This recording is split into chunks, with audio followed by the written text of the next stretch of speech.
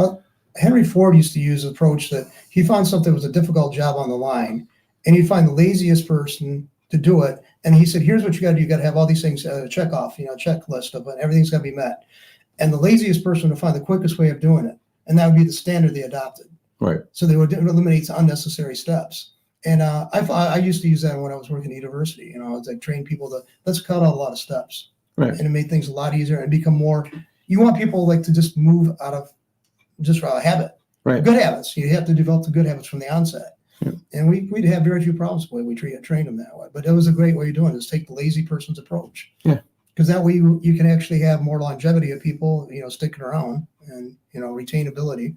We've spent years, I think over 120 years, trying to figure out how to get people to work in a different way. We've tried so many different approaches. Everyone does.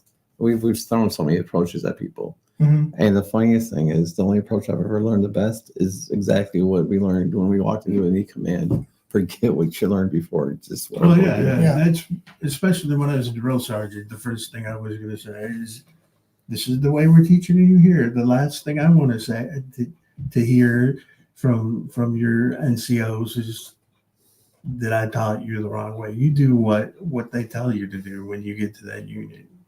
This is just the basis for your training. When you get to your unit, they're going to tell you the way that they want you to do it. Yeah, this is how you're running them through this, and then after this, you got it.